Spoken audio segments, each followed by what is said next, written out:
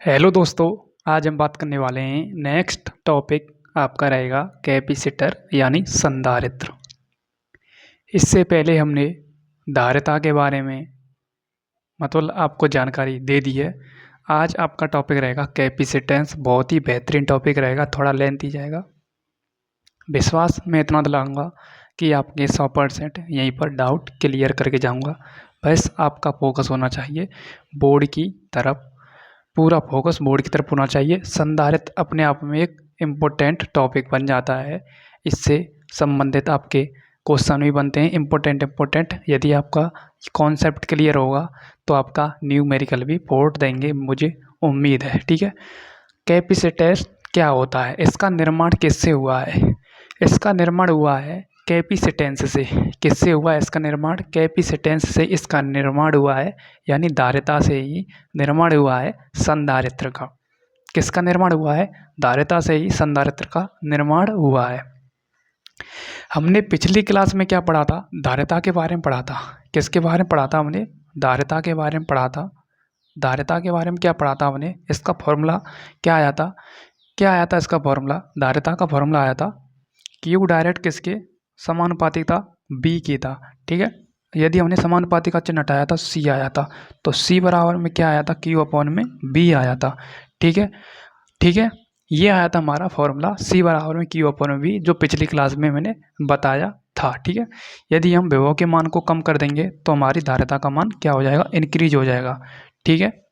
Q को constant मान लिया जाए तो। और मैंने ये भी बताया था क्योंकि धारिता हमारी आवेश और विभव पर निर्भर नहीं करती है, ये करती है किसकी? आकृति और आकार पर निर्भर करती है। ठीक है। और मैंने इसकी डेफिनेशन में बताई थी, आवेश को धारण करने की क्षमता ही क्या कहलाती है? आवेश को ग्रहण करने की क्षमता ही क्या कहलाती है? संधारित्र कहलाती है।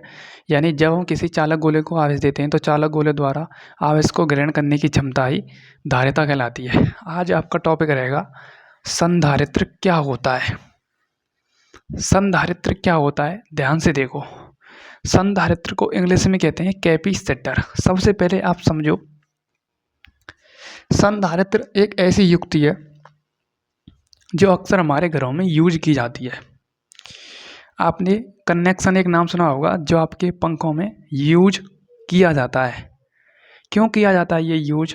ये यूज इसलिए किया जाता है क्योंकि ये पंखे को सपोर्ट करे मोशन कराने के लिए। जब हमारी लाइट जाती है, पंखा हम चालू करते हैं, स्विच को ऑन करते हैं, पंखे को चालू करते हैं, तो वो लाइट हमारे पंखे को मोशन कराने में इतनी हेल्पफुल नहीं होती है।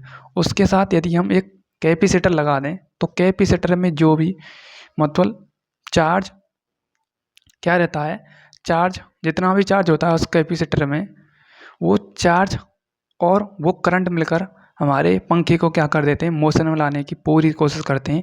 पूरी कोशिश कर देते हैं, जो समझो, ताकि हमारा पंखा पूरा मोशन में आ जाए और हमारे लिए हवा फेंके वो। ठीक है। ये होता है आपके कैपेसिटर का काम। ठीक है। क्या होता है? कैपेसिटर का काम होता है। ओके। मतलब स्टोर होता है कैपेसिटर में चार्ज, बहुत सारा स्टोर होता है कैपेसिटर में चार्ज। ठीक है। कुछ आकृति इस प्रकार की होती है, कुछ इस प्रकार की आकृति होती है, इस प्रकार की कैपेसिटर की। ठीक है। इस प्रकार की होती है। ठीक है। इसमें दो वायर लगे हुए होते हैं। ठीक है। ओके। ये ज़्यादा नहीं है तो 20 से 25 एम्पियर की धारा क्या करता है? निकालता है। ठीक है, अपने अंदर से। ठीक है। और इसमें अत्यधिक मात्रा में क्या होता है? चार्ज स्टोर होता है। ठीक है। चार्ज स्टोर होता है, तभी तो हेल्पफुल होता है हमारे पंखे को रोटेट कराने में, यानी मोशन कराने में। ठीक है। ओके। अब इतनी बात तो यहाँ तक क्लियर हो गई। ठीक है। एक एक बारीक कॉन्सेप्ट को क्लियर कराते चलूँगा, ध्यान से देखते जाइए। सबसे पहले हम समझते हैं संधारित्र। संधारित्र एक ऐसा समायोजन है, हम जिसकी आकृति और आकार में परिवर्तन ना करें। यदि हम विभव के मान को कम कर दें में, तो धारिता का मान अपने आप में बढ़ जाता है। ठीक है। दोबारा से समझो, संधारित्र एक ऐसा समायोजन है, यदि हम उसकी आकृति और आकार में परिवर्तन किए बिना ही यदि विभव के मान को कम कर दें में, तो धारिता का मान बढ़ जाता है। वही आपका क्या कहलाता है? कैपेसिटर कहलाता है, यानी संधारित्र कहलाता है। ठीक है। ओके। देखो, धारिता का फॉर्मूला क्या था? सी बराबर में क्यू अपॉन बी था। ठीक है।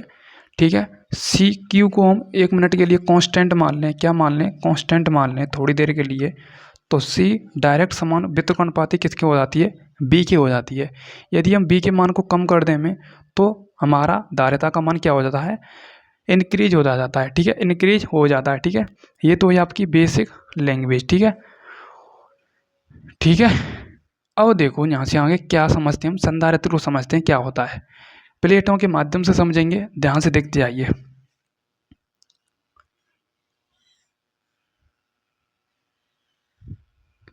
ये इस प्रकार की कुछ प्लेट हैं, ताकि आपको बेहतरीन तरीके से समझ में आ सके आपका कैपेसिटर टॉपिक। ओके, ये है प्लेट, ये है प्लेट P1, ये है प्लेट P2। नाम कुछ भी दे सकते हैं आप अपने हिसाब से, एक्स और वाई, ए और बी, कैसे भी नाम से दे सकते हैं। ठीक है, ओके। इस पर मैंने मान लिया प्लस का क्यू आवेश, और इस पर मान लिया मैंने क्यू आवेश है, ये थीटा मत मानना ऐसे, और इस पर मान लिया मैंने माइनस का क्यू आवेश। ठीक है, यदि इस प्लेट पर प्लस का क्यू आवेश है, तो इस प्लेट पर अपने आप ही माइनस का क्यू आवेश उत्पन्न हो जाएगा। क्या हो जाएगा, उत्पन्न हो जाएगा, क्योंकि प्लस अपनी ओर माइनस को अट्रैक्ट करता है, और प्लस प्लस को धक्का मारता है, यानी धकेलता है। ठीक है, कहते हैं ना, प्लस प्लस में अट्रैक्शन होता है, और प्लस माइनस में भी अट्रैक्शन होता है, माइनस माइनस में रिपल्सन होता है, और प्लस प्लस में भी रिपल्सन होता है। उसी प्रकार से इस प्लेट पर यदि प्लस का क्यू आवेश है, तो अपने आप ही इस प्लेट पर माइनस का क्यू आवेश उत्पन्न हो जाएगा। सपोज इस प्लेट पर मैंने मान लिया प्लस का क्यू आवेश, मान लिया थोड़ी देर के लिए, क्या मान लिया मैंने, प्लस का क्यू आवेश। ठीक है, यदि इस प्लेट पर अपने आप ही माइनस का आवेश उत्पन्न हो जाएगा, माइनस का क्यू आवेश उत्पन्न हो जाएगा। यदि इस प्लेट पर माइनस का क्यू आवेश है, मतलब इस साइड में, ये क्या है, इसका लेफ्ट है, ये इसका क्या है, राइट है, ये लेफ्ट है, ये राइट है। राइट में माइनस का क्यू आवेश है, तो लेफ्ट में भी प्लस का क्यू आवेश उत्पन्न हो जाता है। ठीक है, क्या होता है, प्लस का क्यू आवेश उत्पन्न हो जाता है। इस प्लस के क्यू आवेश को हम क्या करा देते हैं, पृथ्वी से भूसंपर्कित करा देते हैं। क्या करा देते हैं, पृथ्वी से भूसंपर्कित करा देते हैं, ताकि जो विपरीत साइड में हमारा आवेश उत्पन्न हुआ है, वो पृथ्वी के अंदर चला जाता है। क्या चला जाए, पृथ्वी के अंदर। पृथ्वी से क्या करा देते हैं, पृथ्वी से भू संपर्कित करा देते हैं। ठीक है, ठीक है, ठीक है, भू संपर्कित करा देते हैं। ठीक है, पृथ्वी से। ठीक है, ये आप समझ सकते हैं। ठीक है, ओके। तो जैसे ही हम पृथ्वी से भू संपर्कित कराएंगे, तो यहाँ पर ये प्लस का क्यू आवेश बिल्कुल खत्म हो जाएगा। ठीक है, क्या हो जाएगा, क्या हो जाएगा, प्लस का क्यू आवेश उत्पन्न खत्म हो जाएगा। ठीक है, उसी प्रकार से ये यहाँ पर प्लस का क्यू आवेश है, तो यहाँ पर भी माइनस का क्यू आवेश उत्पन्न होगा। माइनस के क्यू आवेश को पृथ्वी से भू संपर्कित कराएंगे, तो क्या हो जाएगा, खत्म हो जाएगा। उसी प्रकार से ये यहाँ पर प्लस का क्यू रहेगा, और ये यहाँ पर माइनस का क्यू हमेशा रहेगा ही रहेगा। ठीक है, अब बात करते हैं आगे की तरफ। क्या संधारित्र पर टोटल आवेश शून्य हो सकता है? बिल्कुल हो सकता है। देखो, हम टोटल आवेश की बात करें, कुल आवेश की बात करें, हम कुल आवेश की बात करें, तो टोटल क्यू टोटल की अब बात करें, यानी टोटल आवेश की बात करें, तो हम इन्हें जोड़ देंगे। किसको, प्लस का P1 और प्लस का P2। ठीक है, तो Q टोटल बराबर में P पर कितना है, P प्लेट पर कितना आवेश है, प्लस का Q आवेश है। ठीक है, उसके बाद प्लस P2 प्लेट पर कितना आवेश है, माइनस का Q2 आवेश है। ठीक है, तो QT बराबर में प्लस का Q आवेश, ठीक है, और प्लस माइनस माइनस होते हैं Q2 आवेश। ठीक है, क्या हो गया, Q1 और Q2। ठीक है, थोड़ी देर के लिए मैं Q1 बराबर में Q2 को मैं Q मान लूँ, तो यहाँ पर क्या हो जाएगा, Q माइनस का Q बराबर में क्या हो जाएगा, 0। तो Q टोटल कितना हो गया, 0। इसलिए ये आपका एक एग्जाम, मेरा मतलब एग्जाम का क्वेश्चन बन जाता है कि संधारित्र पर कुल टोटल आवेश शून्य होता है। ठीक है, ये भी आप लिख लो। संधारित्र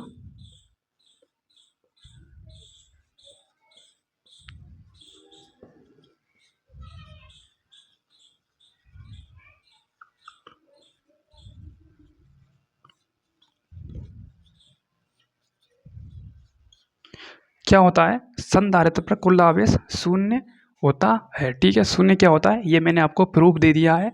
ठीक है, ओके, एक बार स्क्रीनशॉट लें।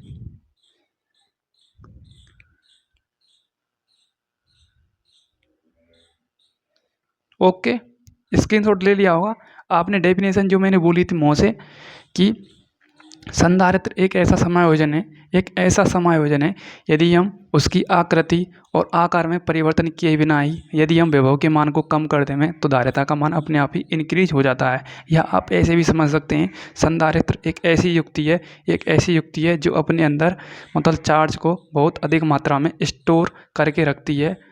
ठीक है, वही आपकी एक युक्ति क्या कहलाती है, कैपेसिटर कहलाती है, यानी संधारित्र कहलाती है।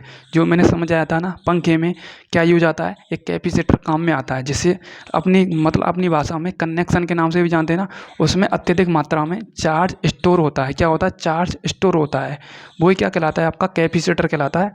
जो काम पड़ने पर पंखे में वो 10 से 15 एम्पियर का क्या झटका देता है, उसी प्रकार से हमारा पंखा घूमने में लग जाता है। ठीक है, करता है ना, जब पंखा ऊ ऊ ऊ करता है तो यूँ समझो आपका कैपेसिटर ख़त्म हो गया है पंखे का। ठीक है, यदि नहीं समझ में आया तो दोबारा से आप इसे रिवर्स करके देख सकते हैं। मैंने पूरी कोशिश करी है आपकी 100% देने की। ठीक है, पंखा ऊ करता है ना, गूंगा बहरा सा हो जाता है पंखा, जो समझो आपका कैपेसिटर बिल्कुल ख़त्म हो गया है। तभी आप अपना क्या डालते हैं, नया कैपेसिटर ला के डालते हैं पंखे में और अपने आप मोशन करने लगता है। ऐसा है नहीं है कि बिना कैपेसिटर के हमारा पंखा चल जाए, चाहे आप कितनी भी लाइट दे दो, कितना भी करंट दे दो, कैपेसिटर होना ज़रूरी है। ठीक है, क्योंकि पंखे को विराम अवस्था से मोशन लाने में हमें बहुत अधिक मात्रा में फोर्स लगाना पड़ता है। सपोज आपको यदि अभी समझ में नहीं आया होगा, चलो मैं चलता हूँ। देखो, फ्रिक्शन आपने नाम सुना होगा,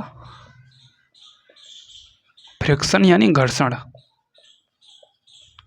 ठीक है, सपोज ये आपकी क्या है, धंधो है, धंधो यानी ये क्या आपकी क्या है, मोटरसाइकिल है, यानी गाड़ी है। ये क्या है आपकी, क्या है, ये ट्रक है। ठीक है, ट्रक है। ठीक है, ये क्या है आपका, ट्रक है। अब समझो, आपका समझ में आ जाएगा कैसे कैपेसिटर क्या होता है।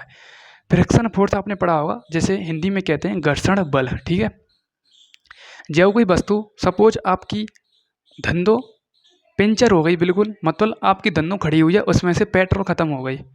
तो पेट्रोल ख़त्म हो गई तो जो धन्नो चलाता है ड्राइवर, वो 4-5 आदमी इकट्ठे करके लाता है कि हमारे मतलब धन्नों में धक्का देने के लिए आ जाओ भाई, धक्का नहीं दे रहा है।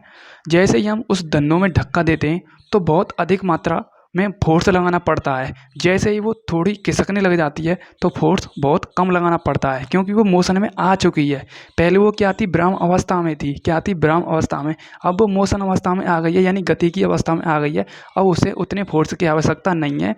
इनिशियल में उसे बहुत अधिक मात्रा में फोर्स की आवश्यकता थी, इसलिए हमें 4 से 5 कैंडिडेट की आवश्यकता थी। अब हमें कोई कैंडिडेट की आवश्यकता नहीं है, क्योंकि वो मोशन में आ चुकी है। ठीक है, फ्रिक्शन फोर्स लगता है जब कोई वस्तु विराम अवस्था में उपस्थित होती है।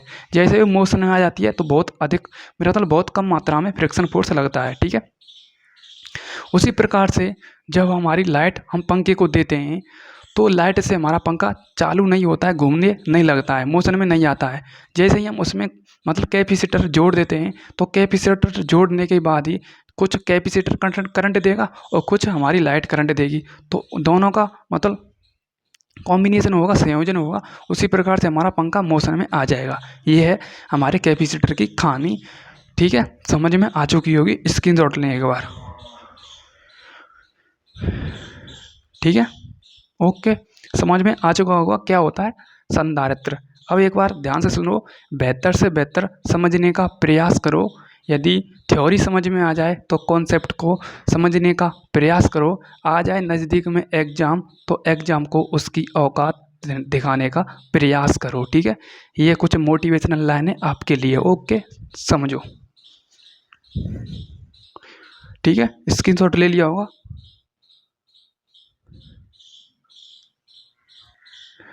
ओके, चलते हैं आगे की तरफ।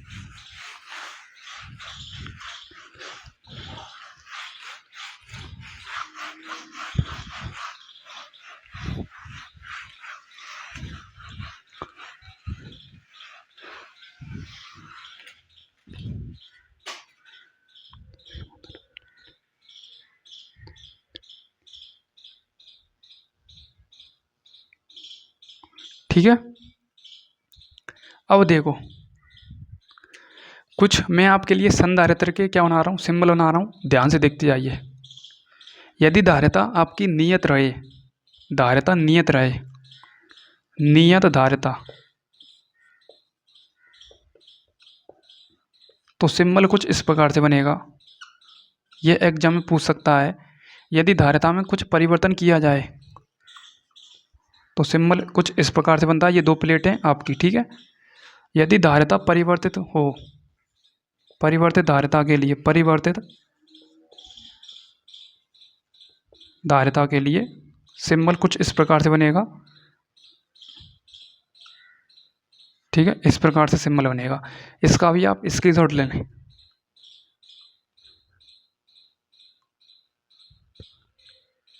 ओके, ठीक है, ओके। या आप 1 मिनट के लिए समझा देता हूँ। देखो आपकी, देखो नियत धारिता संधारित्र के लिए आपका सिंबल क्या होता है, बिल्कुल वो मतलब मोशन अवस्था में नहीं होता है, उसका मोशन मेरा मतलब 0 होता है, मतलब विराम अवस्था में होता है। यदि हम उसके लिए सिंबल का निर्माण करें, ये आपकी एक प्लेट है, ये भी आपकी एक प्लेट है, ये होता है आपका 2 प्लेटें विराम अवस्था में है, नियत हैं, कांस्टेंट हैं, तो उसके लिए सिंबल कुछ इस प्रकार से बनेगा, ठीक है। ये सिंबल बनेगा, ठीक है। इसे कहते हैं हम नियत धारिता का संधारित्र, नियत धारिता का संधारित्र सिंबल है ये, ठीक है। सेकंड आता है आपका, यदि हम धारिता में परिवर्तन कर दें तो परिवर्तित धारिता का संधारित्र,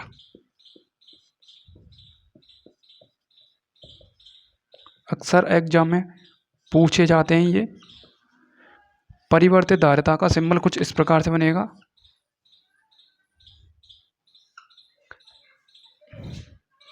लघुआ मारा हुआ सा, ठीक है, दोनों को समांतर क्रम में, और कुछ इस प्रकार से तीर कमान से चल जाती है इसमें से, ठीक है। ओके, ये दोनों सिंबल हैं, लिख लो इनको, ठीक है। ओके, स्क्रीनशॉट ले लिया होगा। अब मैं चलता हूँ आगे, समांतर प्लेट संधारित्र के बारे में बात करते हैं।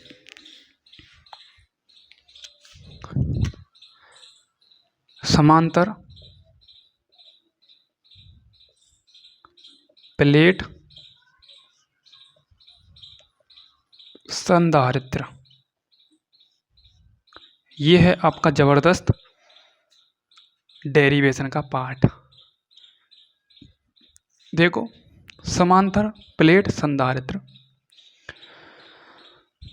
यदि आपका ये टॉपिक आ जाए तो जो समझो आप अपने आप में आप क्या हो जाए, सीरियस हो जाइए।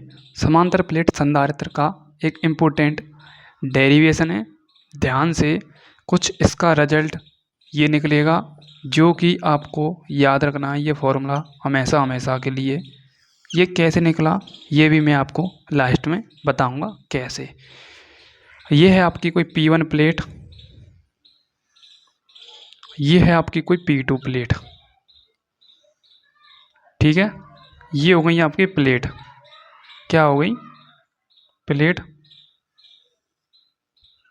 क्या है, प्लेट। ओके,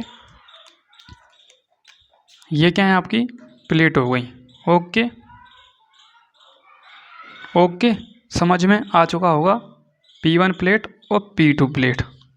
ओके, अब देखो, इस पर मैंने रख दिया प्लस का Q आवेश इस प्लेट पर, और इस पर अपने आप ही क्या हो गया, माइनस का Q आवेश उत्पन्न हो गया, ठीक है।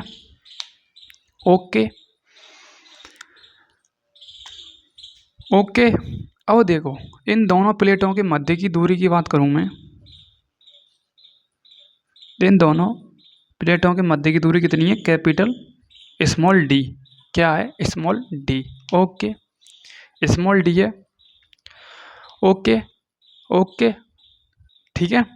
यदि मैं इसमें इन प्लेटों को एक इलेक्ट्रिक फील्ड में रख दूं तो इसमें एक फॉर्मूला उत्पन्न होता है 1 मिनट के लिए बात करता हूँ मैं। इस पर प्लस का क्यू आवेश हो गया। और इन प्लेटों के मैं एरिया की बात करूँ तो कैपिटल ए होता है, ठीक है, ये भी पता होना चाहिए। इस पर माइनस का क्यू आवेश, माइनस का क्यू आवेश, ठीक है, ओके, कोई दिक्कत। इस पर प्लस का क्यू आवेश, इस पर माइनस का क्यू आवेश। दोनों प्लेटों के मध्य की दूरी कितनी है? Small D. और इनके एरिया की बात करूं तो एरिया कितना आ जाता है? स्मॉल मतलब कैपिटल ए, ठीक है। अब इस पर एक फॉर्मूला उत्पन्न होता है इलेक्ट्रिक फील्ड का, ठीक है। इलेक्ट्रिक फील्ड का फॉर्मूला उत्पन्न होता है ई बराबर में सिग्मा अपॉन में एप्सिलॉन नॉट। ये दोनों प्लेटों के सेंटर में उत्पन्न होता है। क्या होता है? सिग्मा होता है आपका पृष्ठीय घनत्व का क्षेत्रफल, ये होता है और एप्सिलॉन नॉट निर्वात की विद्युतशीलता, ई होता है आपका इलेक्ट्रिक फील्ड यानी विद्युत क्षेत्र का फॉर्मूला है पूरा, ई बराबर में सिग्मा अपॉन में एप्सिलॉन नॉट। बात करें हम, ये तो इसके सेंटर में दोनों प्लेटों के मध्य में P1 और P2 के मध्य में। यदि हम P1 की बात करें और P2 की बात करें, यदि हम इसकी डायरेक्शन की भी बात करते हैं, डायरेक्शन इसकी होती है प्लस से माइनस की ओर, इस प्रकार से, इस प्रकार से क्या होती है? डायरेक्शन होती है। आपने विद्युत क्षेत्र में पढ़ा होगा ना, विद्युत बल रेखा जब मैं कराई थी तो कहाँ से लेके कहाँ तक डायरेक्शन होती थी उनकी? प्लस से लेके माइनस की तरफ होती थी, ठीक है, ओके। अब बात करें हम P1 के लिए निकालें फॉर्मूला और P2 के लिए निकालें तो क्या निकल के आ सकता है? निकल के आएगा आपका, समझो दोबारा से, ये हमें फॉर्मूला बैलेंस करना है, हमें दोनों प्लेटों के लिए अलग अलग निकालना है। तो इसमें एप्सिलॉन नॉट में हम टू का गुणा करा देंगे। अब इसकी डायरेक्शन किधर से लेके किधर है? माइनस, प्लस से लेके माइनस है, ठीक है, क्या है? प्लस से लेके माइनस है, ओके। और इस माइनस की डायरेक्शन माइनस से लेके प्लस की हम माने तो दोनों अपोजिट डायरेक्शन हो गई कि नहीं हो गई? अपोजिट साइन है तो अपोजिट डायरेक्शन हो सकती है कि नहीं हो सकती है? बिल्कुल हो सकती है कि नहीं हो सकती है, ठीक है। यदि हम सेंटर में हमने मान लिया ई बराबर में सिग्मा अपॉन में एप्सिलॉन नॉट, यदि हम बिंदु P1 और बिंदु P2 के लिए निकालेंगे इलेक्ट्रिक फील्ड का यहीं से फॉर्मूला, तो उत्पन्न हो जाएगा आपका इस प्रकार से। ये तो हो गया आपका टोटल, ठीक है, मतलब सेंटर के लिए हो गया। हमें P1 और P2 के लिए निकालना है, तो P1 के लिए कैसे निकालेंगे वो समझो आप, और P2 के लिए कैसे निकालेंगे वो भी समझो आप। देखो, ई बराबर में सिग्मा अपॉन में एप्सिलॉन नॉट में क्या कर दो? 2 का गुणा दे दो, 2 एप्सिलॉन नॉट कर दो, ठीक है। उसी प्रकार से P2 के लिए भी यही आ जाएगा। ये हो गया P1 के लिए, ये P2 के लिए हो जाएगा ई बराबर में सिग्मा अपॉन में 2 एप्सिलॉन नॉट, ठीक है, ओके। यदि हमें ये एक ही लाना है तो इनको हम ऐड कर देंगे, तो टोटल निकालें हम विद्युत क्षेत्र के लिए, तो टी यानी ई टोटल, तो टोटल करेंगे तो E1 आ जाएगा आपका, ये E1 हो गया, ये E2 हो गया, ठीक है। E1 यानी P1 के लिए E1 और P2 के लिए E2, ठीक है। तो E1 प्लस में E2, ओके ओके। ये आगे काम आएगा। ये कैसे आया मैं आपको बता रहा हूँ कैसे आया, ठीक है। ई बराबर में E1 का मान कितना है आपका? सिग्मा अपॉन में 2 एप्सिलॉन नॉट, और प्लस में E2 का मान कितना है आपका? सिग्मा अपॉन में 2 एप्सिलॉन नॉट। लासा लेंगे तो 2 epsilon not, 2 epsilon not, epsilon not से एप्सिलॉन नॉट कैंसिल, इससे भी ये कैंसिल, बचा आपका सिग्मा प्लस सिग्मा, और 2 सिग्मा अपॉन में 2 एप्सिलॉन नॉट, 2 से 2 कैंसिल, बचा आपका सिग्मा अपॉन में एप्सिलॉन नॉट। तो ई बराबर में आपका क्या आ गया? टोटल कितना आ गया? सिग्मा अपॉन में एप्सिलॉन नॉट जो दे रखा है सेंटर में, ई बराबर में सिग्मा अपॉन में एप्सिलॉन नॉट। अक्सर कोई नहीं बताता है इसे, थोड़ा यहाँ पर लाइट डार्क ज़्यादा लाइट का, इसलिए आप एडजस्ट करना, मुँह से बोल रहा हूँ। ई टोटल बराबर में E1 प्लस में E2। E1 का मान कितना है? सिग्मा अपॉन में 2 एप्सिलॉन नॉट, और E2 का मान सेम है, दोनों का लासा लिया मैंने, ऐड कर दिया, ऐड करके सिग्मा प्लस में सिग्मा 2 सिग्मा होता है आपका, और अपॉन में दे रखा है 2 एप्सिलॉन नॉट, एप्सिलॉन नॉट और 2 सिग्मा, 2 से 2 कैंसिल हो गया, सिग्मा अपॉन में एप्सिलॉन नॉट, तो ई बराबर में ई टोटल सिग्मा अपॉन में एप्सिलॉन नॉट हो गया, ठीक है, ठीक है। ये काम आएगा आपका फॉर्मूला, देखो ध्यान से। तो इसी से निकलेगा हमारा क्या? समांतर प्लेट संधारित्र का फॉर्मूला, ठीक है। तो ई बराबर में सिग्मा अपॉन में एप्सिलॉन नॉट, मैं इसे समीकरण नंबर फर्स्ट मान लूँ, ठीक है। अब मानता हूँ मैं इलेक्ट्रोस्टैटिक चैप्टर मैंने आपके लिए आवेश वितरण का टॉपिक कराया था, यानी चार्ज डिस्ट्रीब्यूशन का। ठीक है, चार्ज डिस्ट्रीब्यूशन में मैंने 3 कंडीशन लिखाई थी। एक रेखीय आवेश घनत्व लिखाया था, और एक आयतनीय आवेश घनत्व लिखाया था, और एक पृष्ठीय क्षेत्रफल घनत्व लिखाया था। पृष्ठीय क्षेत्रफल घनत्व का फॉर्मूला यूज होगा इसमें, ध्यान से देखो। पृष्ठीय क्षेत्रफल घनत्व का फॉर्मूला, ठीक है, ओके।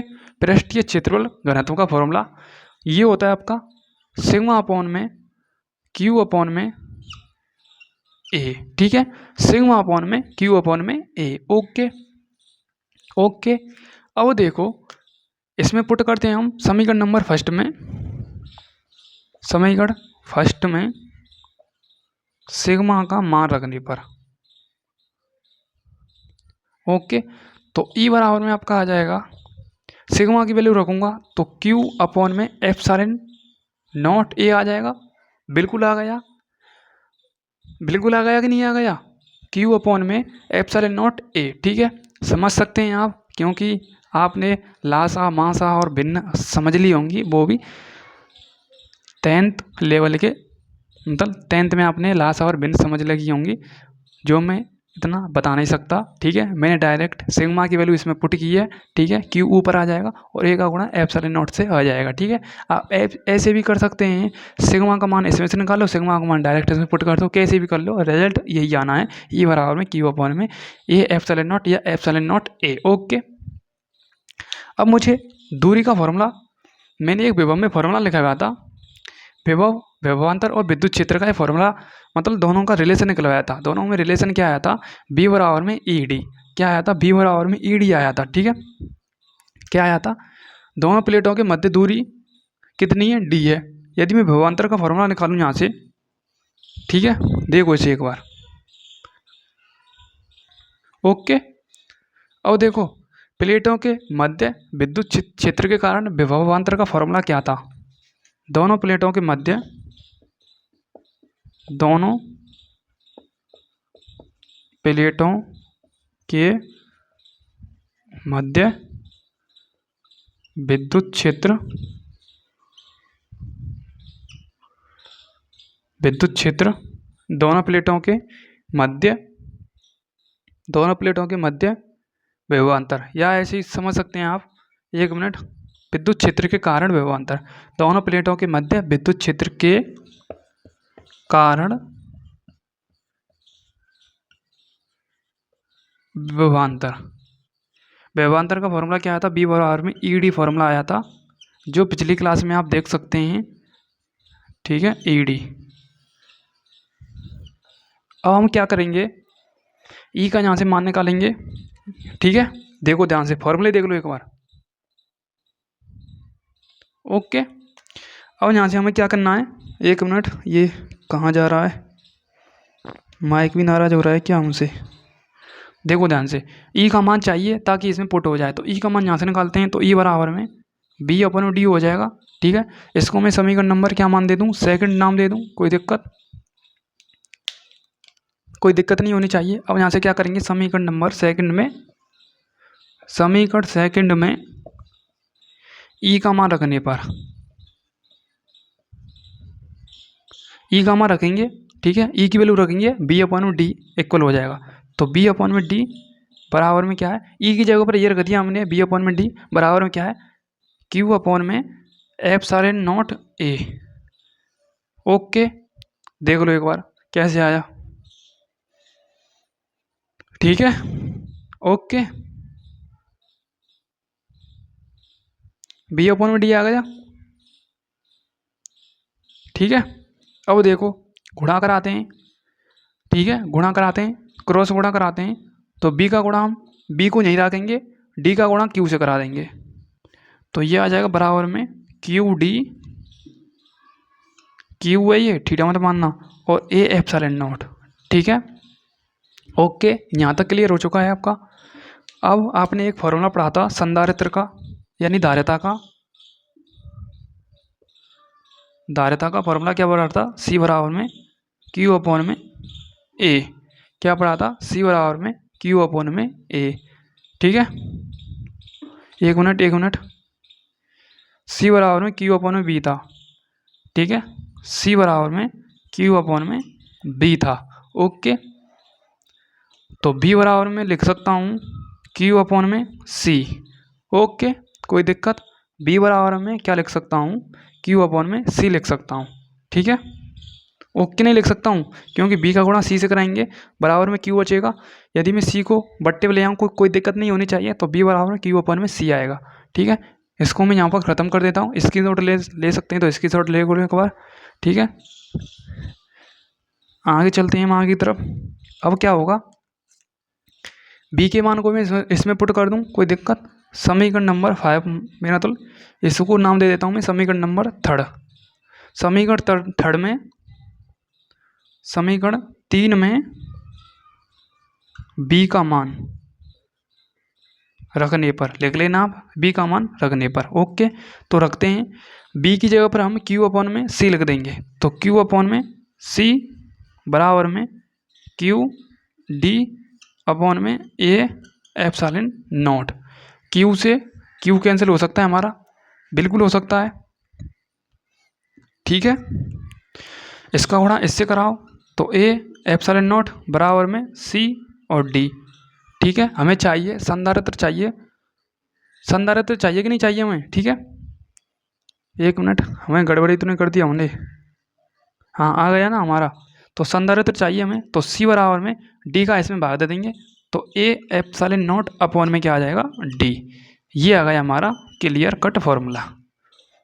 आ गया कि नहीं आ गया, सी बराबर में ए एप्सिलॉन नॉट अपॉन में डी। ये होता है आपका संधारित्र का फॉर्मूला। ठीक है, ओके। ठीक है, मैंने एक आपके लिए सुंदर सी खूबसूरत लाइन बोली थी। क्या लाइन बोली थी, बेहतर से बेहतर समझने का प्रयास करो, कि बेहतर से बेहतर समझने का प्रयास करो। यदि थ्योरी समझ में आ जाए तो कॉन्सेप्ट को समझने का प्रयास करो, यदि थ्योरी समझ में आ जाए तो कॉन्सेप्ट को समझने का प्रयास करो। आ जाए नज़दीक एग्ज़ाम तो एग्ज़ाम को उसकी औकात दिखाने का प्रयास करो। ठीक है, यही एक स्टेटमेंट है, इसलिए फोकस होना चाहिए आपका बोर्ड की तरफ।